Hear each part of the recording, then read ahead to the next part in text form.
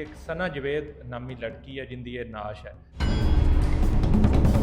अपने दोस्त काशिफ नाल मिल के उस औरत नूं गला दबा के घर के अंदर कतल किया है। उस तो बाद उस औरत की नाश उस घर के सेहन दे विच मिट्टी के अंदर दबा दी। ਥਾਣਾ ਰੋਸ਼ਨਵਾਲਾ ਇਲਾਕਾ ਦੇ ਵਿੱਚ ਸਨਾ ਨਾਮੀ ਖਾਤੂਨ ਦਾ ਗੈਰਤ ਦੇ ਨਾਮ ਤੋਂ ਕਤਲ ਕਿੰਜ ਹੋਇਆ, ਇਹਦੀ ਅਸਲ ਕਹਾਣੀ ਕੀ ਹੈ। ਮੈਂ ਆ ਮੁਅਜ਼ਮ ਜੱਟ ਤੇ ਤੁਸੀਂ ਵੇਖ ਰਹੇ ਹੋ ਜੁਰਮ ਕਹਾਣੀ।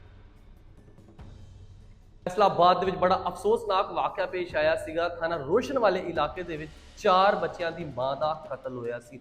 ਕਤਲ ਕਿਉਂ ਕੀਤਾ, ਕਾਤਲ ਕੌਣ ਸੀਗੇ, ਸਾਰੀ ਕਹਾਣੀ ਅਸੀਂ ਸੁਣਾਂਗੇ। ਐਸਐਚਓ ਰਾਏ ਸ਼ਾਹ ਸਾਡੇ ਨਾਲ ਮੌਜੂਦ ਨੇ, ਇਹਨਾਂ ਨਾਲ ਗੱਲਬਾਤ ਕਰਕੇ ਪੁੱਛਦੇ ਹਾਂ। ਰਾਏ ਸਾਹਿਬ ਜ਼ਰਾ ਇਹ ਦੱਸਿਓ ਕਿ ਕਿੰਜ ਇਹਨਾਂ ਨੇ ਉਸ ਲੜਕੀ ਦਾ ਕਤਲ ਕੀਤਾ ਔਰ ਕਤਲ ਕਰਕੇ ਉਸ ਤੋਂ ਬਾਅਦ ਕਿੱਦਾਂ ਉਹਦੀ ਲਾਸ਼ ਟਿਕਾਣੇ ਲਾਈ, ਸਾਰੀ ਕਹਾਣੀ ਜ਼ਰਾ ਤੁਸੀਂ ਇੱਕ ਵਾਰ ਦੱਸਿਓ जी। मुरखा 18/2/2026 ਨੂੰ ਇੱਕ ਬੱਚੀ ਦਾ ਵਾਲਦ ਸਾਡੇ ਕੋਲ ਆਉਂਦਾ ਹੈ। ਉਹ ਆਪਣੀ ਦਰਖਾਸਤ ਦਿੰਦਾ ਹੈ ਕਿ ਉਹਦੀ ਬੇਟੀ ਲਾਪਤਾ ਹੈ। ਉਹਨੂੰ ਸ਼ੱਕ ਹੈ ਕਿ ਕੁਝ ਨਾਮਲੂਮ ਲੋਕਾਂ ਨੇ ਉਹਨੂੰ ਅਗਵਾ ਕਰ ਲਿਆ। ਉਹਦੀ ਦਰਖਾਸਤ ਤੇ ਅਸੀਂ ਅਗਵਾ ਦੀ ਦਫਾਤ ਦੇ ਤਹਿਤ ਐਫਆਈਆਰ ਦਾ ਅੰਦਰਾਜ ਕਰਨੇ ਆ। ਅਗਲੇ ਹੀ ਦਿਨ ਸਾਨੂੰ ਇੱਕ ਇਤਲਾਹ ਮਸੂਲ ਹੁੰਦੀ ਕਿ ਇਲਾਕਾ ਥਾਣਾ ਡਿਸ਼ਕੋਟ ਦੇ ਵਿੱਚ ਸੇਮ ਨਹਿਰ ਦੇ ਕੋਲ ਇੱਕ ਨਾਮਲੂਮ ਡੈੱਡ ਬਾਡੀ ਪਈ ਹੈ। ਜਿਸ ਤੋਂ ਬਾਅਦ ਟੀਮਾਂ ਤਸ਼ਕੀਲ ਦਿੰਦਿਆਂ ਹੋਇਆਂ ਮੌਕੇ ਤੇ ਪਹੁੰਚਨੇ ਆ। पीएफएसए टीम ਨੂੰ ਮੌਕੇ ਤੇ ਬੁਲਾਇਆ ਜਾਂਦਾ ਹੈ। पीएफएसए ਟੀਮ ਆਪਣੀ ਕਾਰਵਾਈ ਕਰਦੀ, ਫਿੰਗਰਪ੍ਰਿੰਟ ਵਗੈਰਾ ਲੈਂਦੀ ਹੈ। ਜਿਸ ਤੋਂ ਬਾਅਦ ਚੂੰਕਿ ਨਾਸ਼ ਵੈਸੇ ਕਾਬਲੇ ਸ਼ਨਾਖਤ ਨਹੀਂ ਹੁੰਦੀ, ਫਿੰਗਰਪ੍ਰਿੰਟ ਦੇ ਜ਼ਰੀਏ ਸਾਨੂੰ ਪਤਾ ਚੱਲਦਾ ਹੈ ਕਿ ਇੱਕ ਸਨਾ ਜਵੇਦ ਨਾਮੀ ਲੜਕੀ ਹੈ ਜਿੰਦੀ ਇਹ ਨਾਸ਼ ਹੈ। ਜਦੋਂ ਅਸੀਂ ਪੋਲਕੌਮ ਤੋਂ ਚੈੱਕ ਕਰਨੇ ਆ, ਇਹ ਸੇਮ ਉਹੀ ਲੜਕੀ ਜਿੰਦੀ ਇੱਕ ਦਿਨ ਪਹਿਲੇ ਅਸੀਂ ਅਗਵਾ ਦੀ ਐਫਆਈਆਰ ਦਿੱਤੀ ਹੁੰਦੀ। ਉਸ ਤੋਂ ਬਾਅਦ ਮਜ਼ੀਦ ਅਸੀਂ ਕਾਰਵਾਈ ਸਰ ਅੰਜਾਮ ਦਿੰਦੇ ਆਇਆ, ਮੁਖਤਲਿਫ ਟੀਮਾਂ ਤਸ਼ਕੀਲ ਦਿੰਦੇ ਆ ਤੇ ਜਿਹੜੇ ਨਾਮਾਲੂਮ ਮੁਲਜ਼ਮਾਨ ਨੇ, ਚੂँकि ਇੱਕ ਅੰਧਾ ਕਤਲ ਹੁੰਦਾ ਹੈ, ਉਹਨਾਂ ਨੂੰ ਟਰੈਕ ਕਰਨਾ ਸ਼ੁਰੂ ਕਰਨੇ ਆ। CDR ਐਨਾਲਿਸਿਸ ਕਰਦੇ ਆ ਮੁਖਤਲਿਫ ਨੰਬਰਾਂ ਦਾ। ਜਦੋਂ ਅਸੀਂ CDR ਲੈਂਦੇ ਆ ਤੇ ਵਕਤ ਤੋਂ ਅਸੀਂ ਜਾਂਚ ਪੜਤਾਲ ਕਰਨੇ ਆ, ਮੌਕੇ ਤੋਂ ਜਾਂਚ ਪੜਤਾਲ ਕਰਨੇ ਆ ਤੇ ਸਾਨੂੰ ਉਹਦੇ ਖਾਵੰਦ ਆਬਦ ਸ਼ਾਹ ਤੇ ਸ਼ੱਕ ਗੁਜ਼ਰਦਾ ਹੈ। ਜਿਸ ਤੋਂ ਬਾਅਦ ਅਸੀਂ ਆਬਦ ਸ਼ਾਹ ਦੀ ਗ੍ਰਿਫਤਾਰੀ ਦੀ ਕੋਸ਼ਿਸ਼ ਕਰਨੇ ਆ, ਜਿਹੜਾ ਕਿ ਮੌਕੇ ਤੋਂ ਫਰਾਰ ਹੋ ਜਾਂਦਾ ਹੈ। ਉਸ ਤੋਂ ਬਾਅਦ ਮਜ਼ੀਦ ਅਸੀਂ ਕੋਸ਼ਿਸ਼ ਕਰਦੇ ਹਾਂ ਆਬਦ ਸ਼ਾਹ ਨੂੰ ਜਦੋਂ ਗ੍ਰਿਫਤਾਰ ਕਰਨੇ, ਉਹਨੂੰ ਇਨਵੈਸਟੀਗੇਟ ਕਰਨੇ ਆ।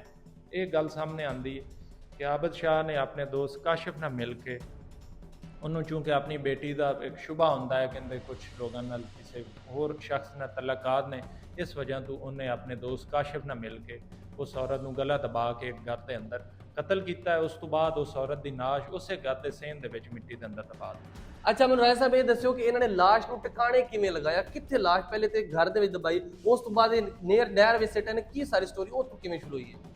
ਬੇਸਿਕਲੀ ਇਹ ਸਭ ਤੋਂ ਪਹਿਲੇ ਆਬਦ ਸ਼ਾਹ ਜਿਹੜਾ ਖਾਵੰਦ ਹੈ ਨਾ, ਇਹ ਆਪਣੀ ਬੀਵੀ ਨੂੰ ਕਹਿੰਦਾ ਕਿ ਆਪਾਂ ਇੱਕ ਮਹਿੰਦੀ ਦੀ ਰਸਮ ਤੇ ਜਾਣਾ ਹੈ ਤੇ ਆਪਣੀ ਬੀਵੀ ਨੂੰ ਲੈ ਕੇ ਉਸ ਘਰੇ ਚਲਾ ਜਾਂਦਾ ਹੈ। ਉੱਥੇ ਹੀ ਆਪਣੇ ਦੋਸਤ ਕਾਸ਼ਿਫ ਨੂੰ ਬੁਲਾ ਲੈਂਦਾ ਹੈ। ਕਾਸ਼ਿਫ ਤੇ ਮਿਲ ਕੇ ਉਹਦੇ ਗਲੇ ਰੱਸੀ ਪਾ ਕੇ ਔਰਤ ਦਾ ਗਲਾ ਦਬਾ ਕੇ ਉਹਨੂੰ ਕਤਲ ਕਰ ਦਿੰਦੇ ਨੇ। ਫਿਰ ਉਸ ਤੋਂ ਬਾਅਦ ਉਸੇ ਨਾਸ਼ ਨੂੰ ਉਸੇ ਘਰ ਦੇ ਸੇਨ ਦੇ ਵਿੱਚ ਦਫਨ ਕਰ ਦਿੰਦੇ। ਤਕਰੀਬਨ 5 ਤੋਂ 7 ਦਿਨ ਨਾਸ਼ ਉੱਥੇ ਦਫਨ ਰਹਿੰਦੀ ਹੈ। ਉਸ ਤੋਂ ਬਾਅਦ ਇਹਨਾਂ ਨੂੰ ਇਹ ਸ਼ੱਕ ਗੁਜ਼ਰਦਾ ਹੈ ਕਿ ਤੂੰ ਨਾਸ਼ ਮਿਲ ਜਾਣੀ, ਸਾਡੇ ਖਿਲਾਫ ਸ਼ੱਕ ਗੁਜ਼ਰੇਗਾ। ਫਿਰ ਇਹ ਆਪਣੇ ਇੱਕ ਦੋਸਤ ਅਸਗਰ ਗੁੰਗਾ, ਜਿਹੜਾ ਕਿ ਇਹਨਾਂ ਦਾ ਇੱਕ ਤੀਸਰਾ ਦੋਸਤ ਹੈ, ਉਹਨੂੰ ਬੁਲਾਉਂਦੇ ਨੇ, ਇੱਕ ਰਿਕਸ਼ਾ ਮੰਗਾਉਂਦੇ ਨੇ ਤੇ ਇੱਕ ਟਰੰਕ ਮੰਗਾਉਂਦੇ ਨੇ। ਉਸ ਤੋਂ ਬਾਅਦ ਉਸ ਨਾਸ਼ ਨੂੰ ਰਾਤ ਦੇ ਅੰਧੇਰੇ 'ਚ ਕੱਢਦੇ ਨੇ ਉਸ ਜ਼ਮੀਨ ਦੇ ਵਿੱਚੋਂ, ਉਹਨੂੰ ਕੰਬਲ ਲਪੇਟ ਕੇ ਉਸੇ ਟਰੰਕ 'ਤੇ ਪਾ ਦਿੰਦੇ ਨੇ। ਫਿਰ ਉਸ ਟਰੰਕ ਨੂੰ ਰਿਕਸ਼ੇ 'ਤੇ ਲੱਦ ਕੇ ਇਲਾਕਾ ਥਾਣਾ ਡਿਸ਼ਕੋਟ ਦੇ ਵਿੱਚ ਸੇਮ ਨਹਿਰ ਦੇ ਕਰੀਬ ਸਿੱਟ ਦਿੰਦੇ ਨੇ। ਮਕਸਦ ਤਾਂ ਇਹਨਾਂ ਦਾ ਹੁੰਦਾ ਹੈ ਕਿ ਅਸੀਂ ਨਾਸ਼ ਨੂੰ ਨਹਿਰ ਦੇ ਅੰਦਰ ਸਿੱਟ ਦਈਏ, ਲੇਕਿਨ ਉਹ ਨਾਸ਼ ਨਹਿਰ ਦੇ ਅੰਦਰ ਦੀ ਬਜਾਏ ਬਾਹਰ ਕਿਨਾਰੇ ਤੇ ਪਈ ਰਹਿੰਦੀ, ਜਿਹੜੀ ਕਿ ਬਾਅਦ ਵਿੱਚ ਉੱਥੋਂ ਦਰਿਆ। ਅੱਛਾ, ਜਿਹੜੇ ਘਰ ਦੇ ਵਿੱਚ ਇਹਨਾਂ ਨੇ ਲਾਸ਼ ਦੱਬੀ ਸੀਗੀ, ਉਹ ਘਰ ਇੱਕ ਕਿਹਨਾਂ ਦਾ ਘਰ ਸੀ, ਇਹਨਾਂ ਦਾ ਆਪਣਾ ਸੀ ਜਾਂ ਕਿਸੇ ਰੈਂਟ ਤੇ ਲਿਆ ਸੀ, ਉਹ ਕਿਹਦਾ ਘਰ ਜੀ? ਉਹ ਇੱਕ ਇਹਨਾਂ ਦਾ ਹੀ ਦੋਸਤ ਸੀ, ਉਹਨਾਂ ਦੀ ਚੂँकि ਸ਼ਾਦੀ ਸੀ, ਰਸਮ ਸੀ, ਉਹ ਆਪਣੇ ਇੱਕ ਗਏ ਹੋਏ ਸੀ ਕਰੀਬੀ ਫੈਮਿਲੀ, ਜਿੱਥੇ ਸ਼ਾਦੀ ਸੀ ਉਹ ਪੂਰੀ ਫੈਮਿਲੀ ਉਸ ਘਰੇ ਗਈ ਹੋਈ ਸੀ। ਇਹ ਫਿਰ ਚੂँकि ਪਿੱਛੇ ਘਰ ਖਾਲੀ ਸੀ, ਉਸ ਘਰੇ ਫਿਰ ਇਹਨਾਂ ਨੇ ਸਾਰਾ ਸਾਡੇ ਨਾਲ ਸ਼ਾਹ ਸਾਹਿਬ ਮੌਜੂਦ ਨੇ, ਇਹਨਾਂ ਨਾਲ ਸਾਰੀ ਗੱਲਬਾਤ ਕਰਦੇ ਹਾਂ ਕਿ ਕੇਸ ਹੁਣ ਕਿੱਥੇ ਤੱਕ ਪਹੁੰਚ ਗਿਆ ਔਰ ਮੁਲਜ਼ਮ ਜਿਹੜੇ ਫੜੇ ਸੀਗੇ ਜਿਨ੍ਹਾਂ ਨੇ ਉਸ ਖਾਤੂਨ ਦਾ ਕਤਲ ਕੀਤਾ ਸੀ, ਸਾਰੀ ਗੱਲਬਾਤ ਕਰਦੇ ਹਾਂ। ਜੀ ਸ਼ਾਹ ਸਾਹਿਬ ਦੱਸਿਓ ਜ਼ਰਾ ਕਿ ਹੁਣ ਇਹ ਕੇਸ ਕਿੱਥੇ ਤੱਕ ਪਹੁੰਚ ਗਿਆ ਹੈਗਾ। ਹੁਣ ਸਰ ਇਹਨਾਂ ਦੇ ਕੋਲੋਂ ਆਲਾ ਕਤਲ ਰਿਕਵਰ ਹੋ ਚੁੱਕਿਆ ਹੈ, ਜਿਹੜਾ ਰਕਸ਼ੇ ਤੇ ਇਹਨਾਂ ਨੇ ਲੋਡ ਕਰਕੇ ਡੈਡ ਬਾਡੀ ਔਰ ਜੇ ਆਸਾਨੀ ਚ ਪੇਟੀ ਦੇ ਅੰਦਰ ਆਨੀ ਬਾਡੀ ਰੱਖ ਕੇ ਲੈ ਕੇ ਗਏ ਨੇ, ਉਹ ਵੀ ਰਿਕਵਰ ਹੋ ਚੁੱਕੀ ਆ। ਹੁਣ ਇਨਸ਼ਾਅੱਲਾ ਅਸੀਂ ਇਹਨਾਂ ਦਾ ਰਿਮਾਂਡ ਲੈ ਕੇ ਇਹਨਾਂ ਨੂੰ ਜੇਲ੍ਹ ਭਿਜਵਾਇਆ। ਅੱਛਾ, ਜੇਲ੍ਹ ਭਿਜਵਾਇਆ ਜਾਏਗਾ। ਇਹਨਾਂ ਨੇ ਜਦੋਂ ਉੱਥੇ ਘਰ ਦੇ ਵਿੱਚ ਮਾਰਦੇ ਪਏ ਸੀ, ਉਹ ਉਹਨਾਂ ਨੇ ਕਿੱਦਾਂ ਮਾਰਿਆ ਸੀ? ਜਿਹੜਾ ਜਦੋਂ ਉੱਥੇ ਘਰ ਦੇ ਵਿੱਚ ਇਕੱਲੇ ਸੀਗੇ, ਉੱਥੇ ਇਹਨਾਂ ਨੇ ਕਿੱਦਾਂ ਮਾਰਿਆ? ਉਸ ਦਿਨ ਇਹਨਾਂ ਨੇ ਨਾ ਇੱਕ ਰੱਸੀ ਯੂਜ਼ ਕੀਤੀ ਆ, ਤਕਰੀਬਨ 5 ਫੁੱਟ ਲੰਬੀ ਰੱਸੀ ਆ, ਉਹ ਇਸਤੇਮਾਲ ਕੀਤੀ, ਗਲੇ ਦੇ ਵਿੱਚ ਪਾ ਕੇ ਦੋਨਾਂ ਜਾਣਿਆਂ ਨੇ ਦੋਨਾਂ ਸਾਈਡਾਂ ਤੋਂ ਖਿੱਚ ਦਿੱਤਾ। ਨਹੀਂ ਉਹਨੂੰ ਕੋਈ ਪਹਿਲੇ ਕੁੜੀ ਕੋਈ ਨਸ਼ਾ ਦਿੱਤਾ ਗਿਆ ਸੀ ਜਾਂ ਕਿਸ ਤਰ੍ਹਾਂ, ਮਤਲਬ ਸਿਰਫ ਸਿਰ ਦੇ ਵਿੱਚ ਉਹਨਾਂ ਨੇ ਨਾ ਇੱਕ ਇੱਟ ਦਾ ਮਾਰੀ ਸੀ। ਪਹਿਲੇ ਉਹਦੇ ਸਿਰ 'ਚ ਇੱਟ ਮਾਰੀ, ਇੱਟ ਮਾਰਨ ਤੋਂ ਬਾਅਦ ਉਹਦੇ ਗਲਾ ਦਬਾ ਦਿੱਤਾ ਸੀਗਾ। ਅੱਛਾ, ਉਸ ਤੋਂ ਬਾਅਦ ਫਿਰ ਇਹਨਾਂ ਨੇ ਕੀ ਕੀਤਾ? ਉਸ ਤੋਂ ਬਾਅਦ ਇਹਨਾਂ ਨੇ ਉੱਥੇ ਉਸ ਘਰ ਦੇ ਵਿੱਚ ਗੜਾ ਖੋਦ ਕੇ ਜਿਹੜਾ ਨਾ ਜ਼ਮੀਨ ਦੇ ਵਿੱਚ ਦੱਬ ਦਿੱਤੀ ਗਈ। ਦੱਬਣ ਤੋਂ ਬਾਅਦ ਇਹਨਾਂ ਨੇ ਤਕਰੀਬਨ 7-8 ਦਿਨ ਤੋਂ ਬਾਅਦ ਇਹਨਾਂ ਨੇ ਨਿਕਾਲੀ ਆ।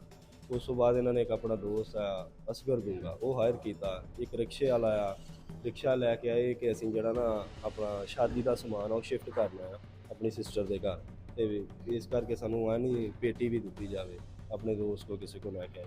ਆਨੀ ਪੇਟੀ ਦੇ ਵਿੱਚ ਇਹਨਾਂ ਨੇ ਡੈਡ ਬਾਡੀ ਰੱਖ ਕੇ ਤਾਂ ਕਿ ਕੋਈ ਸ਼ੱਕ ਨਾ ਹੋਵੇ ਕਿਸੇ ਇਨਸਾਨ ਨੂੰ ਜਾਂ ਸਮੈਲ ਨਾ ਬਾਹਰ ਜਾਵੇ। ਇਸ ਕਰਕੇ ਜਿਹੜਾ ਨਾ ਉਹਦੇ ਵਿੱਚ ਆਨੀ ਪੇਟੀ ਦੇ ਵਿੱਚ ਰੱਖ ਕੇ ਰਕਸ਼ੇ ਤੇ ਲੋਡ ਕਰਕੇ ਇਲਾਕਾ ਥਾਣਾ ਲਿਜਕੋਟ 255 ਆਰਬੀ ਦੇ ਇਲਾਕੇ ਦੇ ਵਿੱਚ। ਅੱਛਾ, ਪੇਟੀ ਜਿਹੜੀ ਸੀ, ਪੇਟੀ ਆਪਣੇ ਘਰੋਂ ਹੀ ਇਹਨਾਂ ਨੇ ਕੱਢੀ ਜਾਂ ਕਿੱਥੋਂ ਬਾਹਰੋਂ ਮੰਗਾਈ ਪੇਟੀ? ਇੱਕ ਦੋਸਤ ਆ ਇਹਨਾਂ ਦਾ ਜਿਨ੍ਹਾਂ ਦੇ ਨਾਲ ਇਹ ਕਬਾੜ ਦਾ ਕੰਮ ਕਰਦੇ ਸੀ, ਉਹਦੇ ਕੋਲ ਲੈ ਕੇ ਆਏ ਸੀ। ਅੱਛਾ, ਉਹਦੇ ਕੋਲ ਪੇਟੀ ਲੈ ਕੇ ਆਏ ਸੀ। ਫਿਰ ਵਾਲਦ ਨੂੰ ਕਿਸ ਤਰ੍ਹਾਂ ਪਤਾ ਚੱਲਿਆ ਕਿ ਮੇਰੀ ਇਹੀ ਬੇਟੀ ਸੀ, ਇਹਨਾਂ ਨੇ ਮੇਰੀ ਬੇਟੀ ਨੂੰ ਹੀ ਕਤਲ ਕੀਤਾ ਆ? ਵਾਲਦ ਨੂੰ ਜਿਹੜਾ ਨਾ ਦਰਅਸਲ ਜਿਸ ਰਾਤ ਉਹਦਾ ਮਰਡਰ ਹੁੰਦਾ, ਉਸ ਰਾਤ ਉਹ ਆਪਣੇ ਵਾਲਦ ਨਾਲ ਰਾਬਤੇ 'ਚ ਹੁੰਦੀ ਹੈ ਕਿ ਮੈਂ ਸਵੇਰ ਇਨਸ਼ਾਅੱਲਾ ਜਿਹੜਾ ਨਾ 4 ਵਜੇ ਵਾਲੀ ਬੱਸ ਦੇ ਵਿੱਚ ਬੈਠ ਕੇ ਤੇ ਮੈਂ ਲਾਹੌਰ ਆ ਜਾਣਾ। ਜਦੋਂ 4 ਵਜੇ ਅਗਲਾ ਦਿਨ ਉਹ ਨਹੀਂ ਪਹੁੰਚੀ ਹੈਗੀ ਤੇ ਫਿਰ ਉਹਨਾਂ ਨੇ ਇਹਨਾਂ ਨਾਲ ਰਾਬਤਾ ਕੀਤਾ ਕਿ ਬੱਚੀ ਕਿੱਥੇ ਹੈ। ਇਹਨਾਂ ਨੇ ਕਿਹਾ ਜੀ ਬੱਚੀ ਸਾਡੀ ਜਿਹੜੀ ਹੈ ਤੁਹਾਡੀ ਮੇਰੀ ਮਸਲਨ ਦੀ ਬੇਗਮ ਆਬਦ ਸ਼ਾਹ ਦੀ, ਉਹ ਕਿਸੇ ਨਵੀਦ ਨਾਮੀ ਸ਼ਖਸ ਦੇ ਨਾਲ ਜਿਹੜੀ ਨਾ ਉਹ ਚਲੀ ਗਈ। ਇਹਨਾਂ ਨੇ ਨਵੀਦ ਦੇ ਨਾਲ ਖਿਲਾਫ ਅਗੇਂਸਟ ਜਿਹੜੀ ਇੱਕ ਐਪਲੀਕੇਸ਼ਨ ਵੀ ਦਿੱਤੀ ਆ, ਥਾਣੇ ਆਇਆ, ਉਹਦੇ ਵਾਲਦ ਦੇ ਨਾਲ ਥਾਣੇ ਆਉਂਦਾ ਜਾਂਦਾ ਰਿਹਾ। ਲੇਕਿਨ ਕੁਝ ਦਿਨ ਤੋਂ ਬਾਅਦ ਜਿਹੜਾ ਨਾ ਸ਼ੱਕ ਗੁਜ਼ਰਿਆ ਵਾਲਿਆਂ ਨੂੰ ਕਿ ਇਹਨਾਂ ਨੇ ਸਾਡੀ ਬੱਚੀ ਜਿਹੜੀ ਨਾ ਮਾਰ ਦਿੱਤੀ, ਕਿਉਂਕਿ ਉਸ ਦਾ ਮੋਬਾਈਲ ਵੀ ਬੰਦ ਹੋ ਗਿਆ ਸੀ। ਮੋਬਾਈਲ ਇਹਨਾਂ ਨੇ 2 ਤੋਂ 3 ਦਿਨ ਤੱਕ ਚੱਲਦਾ ਰੱਖਿਆ, ਲੜਕੀ ਦਾ ਮੋਬਾਈਲ। ਲੜਕੀ ਦਾ 2 ਤੋਂ 3 ਦਿਨ ਤੋਂ ਬਾਅਦ ਇਹਨਾਂ ਨੇ ਜਿਹੜਾ ਵਾ ਤੂਫਾਨ ਮਿਲ ਦੇ ਨਾਲ ਸੜਕ ਦੇ ਉੱਤੇ ਇਹਨਾਂ ਨੇ ਸੜਕ ਦੇ ਉੱਤੇ ਹੀ ਗਿਰਾ ਦਿੱਤਾ, ਜਿਹਨੇ ਕਿ ਰਿਕਵਰੀ ਵਾਸਤੇ ਸੀ ਗਏ ਲੇਕਿਨ ਉਹ ਰਿਕਵਰ ਨਹੀਂ ਹੋ ਸਕਿਆ ਕਿਉਂਕਿ ਸਾਰਾ ਆਮ ਆ। ਸਾਰੇ ਆਮ ਤੇ ਪਤਾ ਨਹੀਂ ਉਹ ਟੁੱਟ ਗਿਆ ਆ, ਕਿਸੇ ਗੱਡੀ ਦੇ ਥੱਲੇ ਆ ਗਿਆ ਜਾਂ ਕਿਸੇ ਦੇ ਹੱਥ ਲੱਗ ਗਿਆ। ਅੱਛਾ, ਜਿਹੜੀ ਇਹਨਾਂ ਨੇ ਸ਼ਾਦੀ ਕੀਤੀ ਸੀ, ਪਸੰਦ ਦੀ ਸ਼ਾਦੀ ਸੀ ਜਾਂ ਕਿਸ ਤਰ੍ਹਾਂ ਇਹਨਾਂ ਦੀ ਸ਼ਾਦੀ ਹੋਈ? ਸਾਨੂੰ ਲਵ ਮੈਰਿਜ ਸੀ।